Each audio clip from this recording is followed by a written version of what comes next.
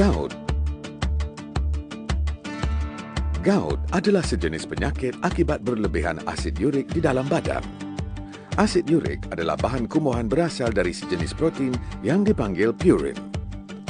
Badan kita membuang bahan kumuhan ini melalui air kencing.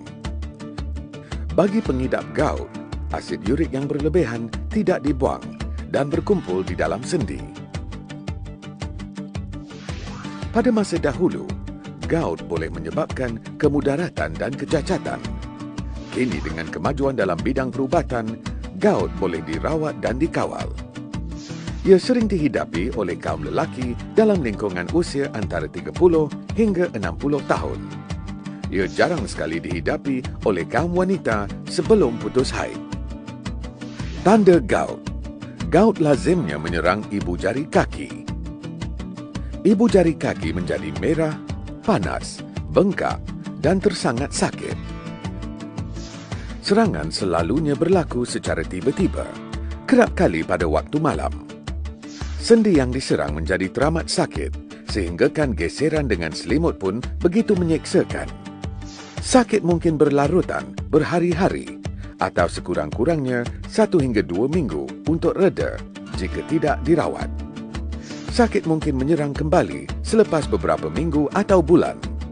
Gout boleh menyerang sendi-sendi lain seperti buku lali, lutut, pergelangan tangan dan jari. Asid urik boleh berkumpul di bawah kulit, membentuk benjolan, dipanggil tophi.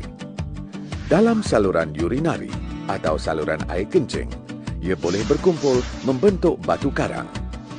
Pengidap gout juga sering menghidapi penyakit atau masalah kesihatan lain seperti kegemukan, darah tinggi, hyperlipidemia, diabetes. Rawatan jangka panjang. Oleh kerana gout disebabkan oleh asid urik yang berlebihan dalam badan, anda haruslah mengelakkan faktor-faktor yang boleh menambahkan paras asid urik. Menjaga berat badan. Kegemukan boleh mengganggu keupayaan badan untuk mengeluarkan asid urik yang berlebihan. Mengelakkan minuman keras. Elakkan pengambilan makanan yang mengandungi purin yang tinggi, seperti daging, makanan laut dan kekacang.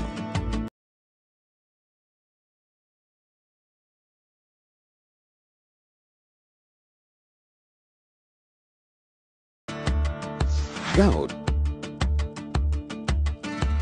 Gout adalah sejenis penyakit akibat berlebihan asid urik di dalam badan. Asid urik adalah bahan kumuhan berasal dari sejenis protein yang dipanggil purin. Badan kita membuang bahan kumuhan ini melalui air kencing. Bagi pengidap gout, asid urik yang berlebihan tidak dibuang dan berkumpul di dalam sendi. Pada masa dahulu, gout boleh menyebabkan kemudaratan dan kecacatan. Kini dengan kemajuan dalam bidang perubatan, gout boleh dirawat dan dikawal. Ia sering dihidapi oleh kaum lelaki dalam lingkungan usia antara 30 hingga 60 tahun. Ia jarang sekali dihidapi oleh kaum wanita sebelum putus haid. Tanda gout.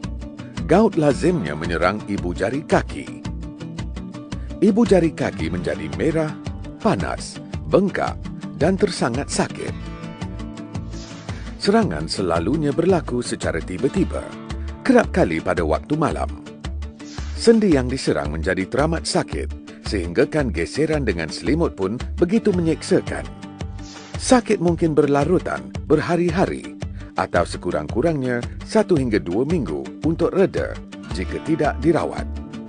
Sakit mungkin menyerang kembali selepas beberapa minggu atau bulan. Gout boleh menyerang sendi-sendi lain seperti buku lali, lutut, pergelangan tangan dan jari. Asid urik boleh berkumpul di bawah kulit, membentuk benjolan, dipanggil tophi. Dalam saluran urinari atau saluran air kencing, ia boleh berkumpul membentuk batu karang. Pengidap gout juga sering menghidapi penyakit atau masalah kesihatan lain seperti kegemukan, darah tinggi, hyperlipidemia, diabetes. Rawatan jangka panjang. Oleh kerana gout disebabkan oleh asid urik yang berlebihan dalam badan, anda haruslah mengelakkan faktor-faktor yang boleh menambahkan paras asid urik. Menjaga berat badan. Kegemukan boleh mengganggu keupayaan badan untuk mengeluarkan asid urik yang berlebihan. Mengelakkan minuman keras. Elakkan pengambilan makanan yang mengandungi purin yang tinggi, seperti daging, makanan laut dan kekacang.